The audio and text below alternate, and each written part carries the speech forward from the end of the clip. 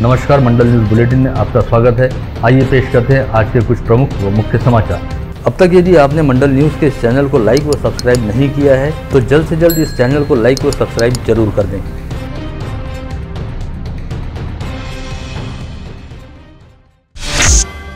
बिना सरकारी अनुमति व अधिकृत लाइसेंस के अवैध रूप से ब्याज पर पैसे देने यानी साहूकारी का व्यवसाय करने वाले लोगों के खिलाफ आज जिला सह निबंधक कार्यालय व सहकार विभाग द्वारा स्थानीय प्रशासन व पुलिस की सहायता लेते हुए बड़े पैमाने पर छापामार कार्रवाई की गई। आज एक ही दिन एक ही साथ अवैध रूप से साहूकारी व्यवसाय करने वाले करीब 9 लोगों के घर, ऑफिस व प्रतिष्ठानों पर दबिश दी गई, जहाँ से बड़े पैमाने पर नगद रकम व कोरे चेक के साथ साथ लाखों करोड़ों रुपए के आर्थिक लेन देन से संबंधित बही खाते व दस्तावेज बरामद हुए। जिला सह निबंधक महेंद्र चौहान के मार्गदर्शन तथा उप निबंधक राजेश भूसाटे व सहकार अधिकारी अविनाश महल्ले के नेतृत्व में की गई इस कार्रवाई में शहर में बिना अनुमति विगत कई वर्षों से अवैध तरीके से निजी साहूकारी का व्यवसाय करने वाले लोगों के यहां पर छापे मारे गए।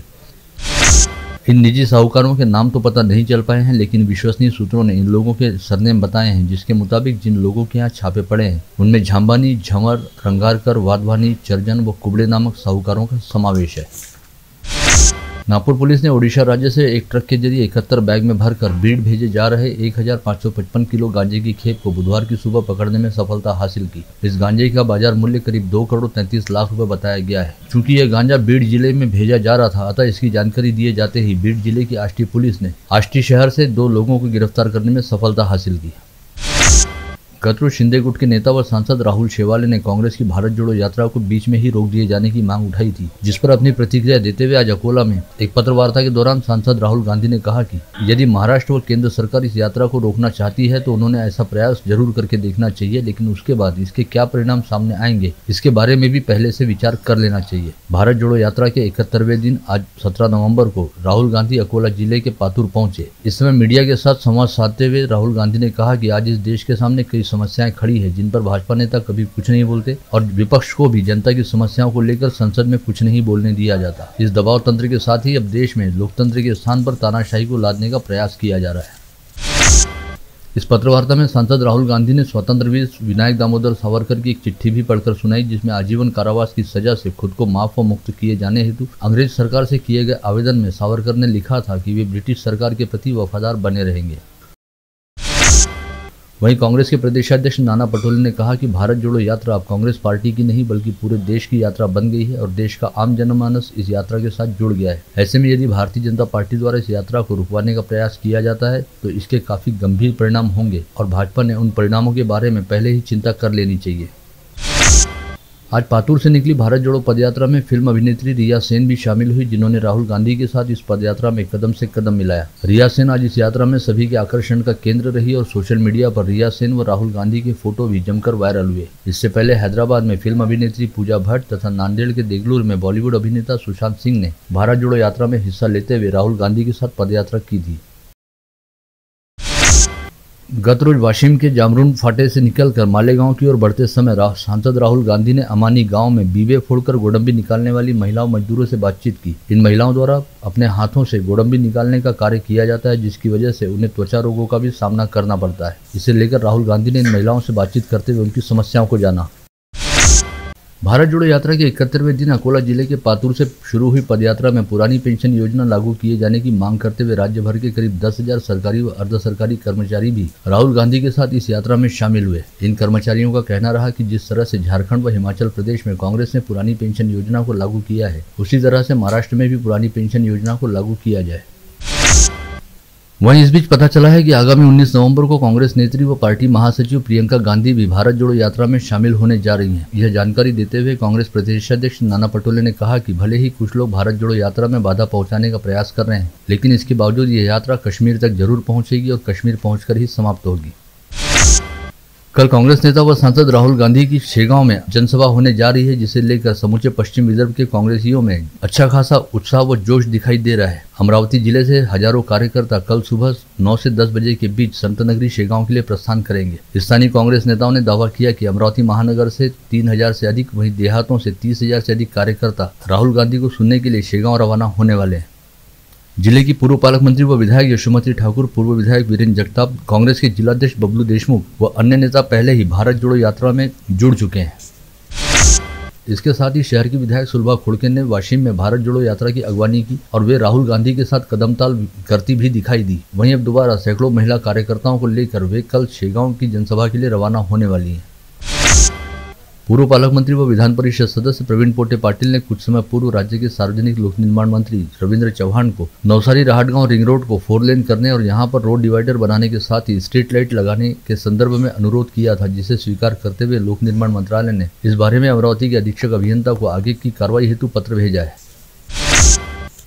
आज जिलाधीश कार्यालय के बचत भवन में जिलाधीश पवनीत कौर की अध्यक्षता के तहत जिला महिला व बाल विकास विभाग तथा जिला बाल संरक्षण कक्ष की संयुक्त समीक्षा बैठक आयोजित की गई। इस बैठक में जिलाधीश पवनीत कौर ने कहा कि बाल विवाह मुक्त जिला अभियान चलाने के लिए जिला, तहसील व ग्रामीण स्तर की प्रशासकीय व्यवस्था को आवश्यक प्रशिक्षण दिया जाएगा और जिले में बाल विवाह मुक्त जिला अभियान पर प्रभावी अमल हेतु सभी सरकारी महकमों ने एक साथ आकर काम करना चाहिए। मनपा के तोड़ू दस्ते द्वारा आज दोपहर इतवारा के सब्जी मार्केट, वाहन पार्किंग, मटन मार्केट सहित पूरे क्षेत्र में अभियान चलाते हुए कई अनधिकृत दुकानों को ध्वस्त कर दिया गया और फुटपाथ पर बैठे लोगों का साजो सामान भी जब्त कर लिया गया। इस समय सुरक्षा की दृष्टि से कार्रवाई के दौरान पुलिस का काफी तगड़ा बंदोबस्त किया गया था।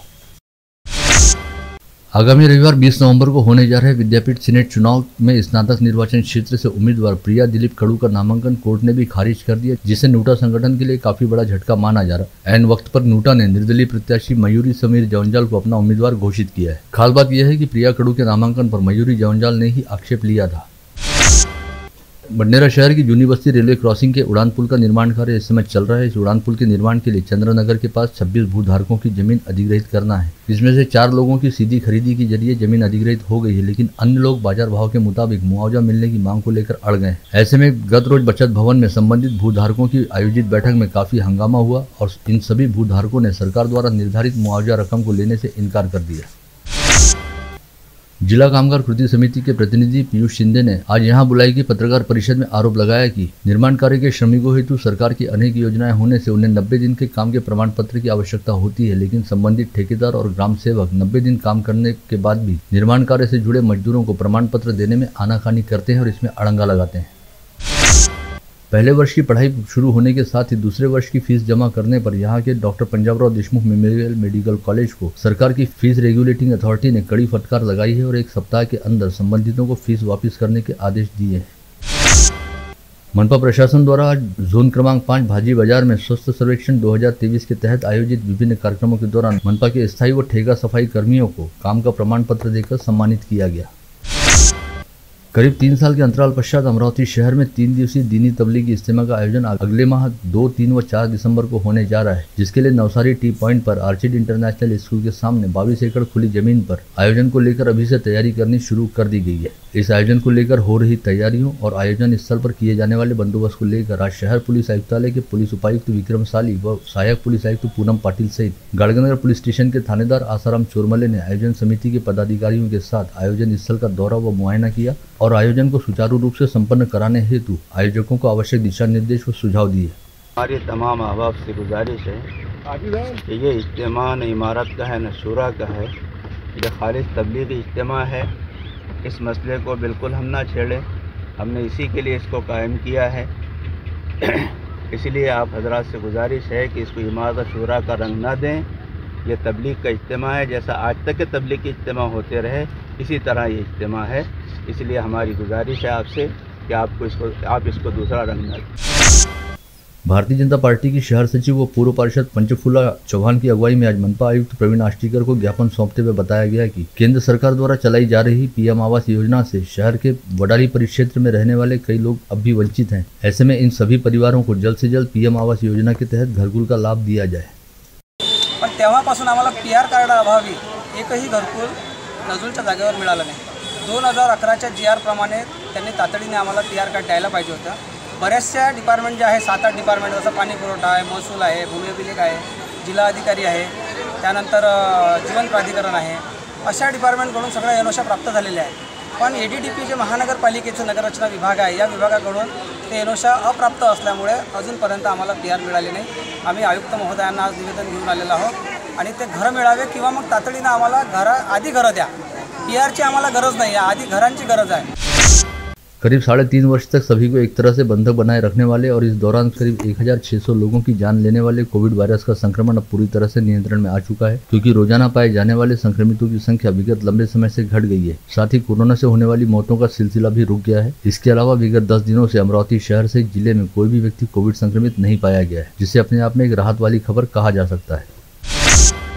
यवतमाल की बाबाजी दाते महिला बैंक के बैंकिंग लाइसेंस को भारतीय रिजर्व बैंक द्वारा रद्द कर दिया गया है। साथ ही यहां पर अवसायक की नियुक्ति की गई है, जिसके चलते कर्ज धारकों को दिए गए कर्ज की अनिवार्य व सख्त वसूली के आदेश जारी कर दिए गए हैं। ऐसे में बकायेदार रहने वाले कर्ज धारकों सहित उनके जमानतदारों से 475 करोड़ रुपए की कर्ज वसूली की जाएगी। इन दिनों मोबाइल फोन का आपसी संवाद की बजाय मनोरंजन के साथ साथ अन्य कई असामाजिक बातों के लिए दुरुपयोग होना शुरू हो गया है, जिसके दुष्परिणाम सामने दिखाई देने लगे हैं। इस बात के मद्देनजर यवतमाल जिले की पुसद तहसील अंतर्गत आने वाली बांछी ग्राम पंचायत में 18 वर्ष से कम आयु वाले बच्चों के लिए मोबाइल के प्रयोग को प्रतिबंधित करने का प्रस्ताव मंजूर किया गया है, जिसमें कहा गया है इस हेतु बच्चों सहित उनके अभिभावकों का समुपदेशन किया जाएगा और अगर इसके बाद भी नाबालिगों द्वारा मोबाइल का प्रयोग करना नहीं रोका जाता है तो ऐसे बच्चों सहित उनके अभिभावकों पर दंड लगाया जाएगा। नांदगांव खंडेश्वर निवासी नितिन चोपकर नामक युवक ने अपनी बस्ती से रासायनिक खाद कीटनाशक सहित कृषि माल का गोदाम हटाने की मांग को लेकर जिलाधीश कार्यालय पहुंचकर आज आत्मदहन करने की चेतावनी दी थी। ऐसे में यहां पर पहले ही पुलिस का काफी तगड़ा बंदोबस्त तैनात था और इस युवक को वहां पहुंचते ही पुलिस ने दबोच लिया। साथ ही उसके पास से पेट्रोल की कैन भी जब्त कर ली गई। मध्य प्रदेश की जबलपुर पुलिस के दल ने आज दोपहर 3:30 बजे के आसपास जिले की दरियापुर तहसील पहुंचकर बनौसा के डॉक्टर इकबाल पठान सहित एक अन्य को किसी फर्जीवाड़े के मामले में गिरफ्तार किया है, जिसके बाद डॉक्टर सहित उसके साथी को जबलपुर पुलिस अपने साथ मध्य प्रदेश लेकर रवाना हो गई है। दरियापुर के थानेदार प्रमेश आतराम ने इस घटना की पुष्टि की है। बडनेरा पुलिस थाना अंतर्गत भानखेड़ा अमरावती मार्ग पर चांदू रेलवे से भानखेड़ा की ओर आ रहे रामदास रामटेके नामक युवक को 2 अज्ञात लोगों ने चाकू का धाक दिखाया और उसके पास से 10,000 रुपए लूट लिए। बडनेरा पुलिस मामले की जांच कर रही है। गाड़गीनगर पुलिस थाना क्षेत्र अंतर्गत नवसारी रिंग रोड पर एक होटल में भोजन करने के बाद बिल देने के समय 2 लोगों ने बिल की रकम अदा करने की बजाय होटल मालिक के साथ मारपीट की और होटल में तोड़फोड़ की। आरोपियों के नाम बाबा उर्फ सलीम तथा जहरुद्दीन बताए गए हैं। गाड़गीनगर पुलिस मामले की जाँच कर रही है। विगत 9 नवंबर को शिराला बुराला फाटे पर घटित सड़क हादसे में बुरी तरह से घायल न्यू हनुमान नगर निवासी नीलेश तर्रेकर नामक 45 वर्षीय व्यक्ति की आज इलाज के दौरान मौत हो गई। यह व्यक्ति अपनी पत्नी व बच्चे के साथ दुपहिया पर सवार होकर कुर्रा बहिरम गांव की ओर जा रहा था और हादसे में दुपहिया पर सवार 3 लोग बुरी तरह घायल हो गए थे, जिसमें से नीलेश तर्रेकर की आज मौत हो गई है।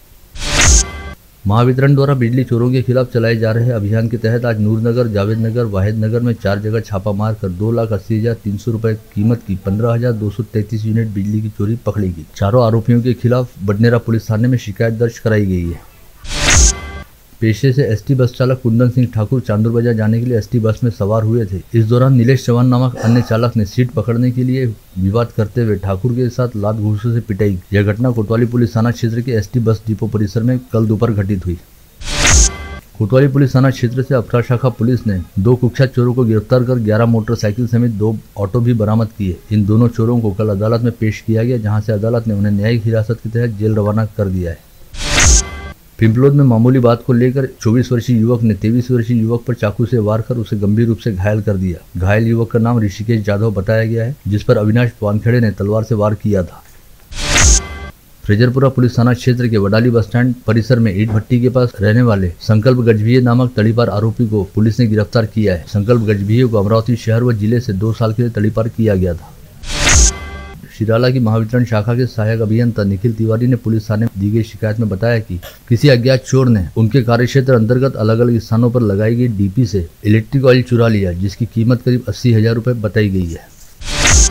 खामगांव के एक लॉज में विवाहित प्रेमी युगल द्वारा फांसी लगाकर आत्महत्या कर लिए जाने का मामला उजागर हुआ। यह सनसनीखेज घटना आज गुरुवार तड़के उजागर हुई। मृतकों की शिनाख्त बालापुर तहसील के कलम्बी महागांव निवासी विकास सावले व शीतल तायडे के तौर पर हुई है।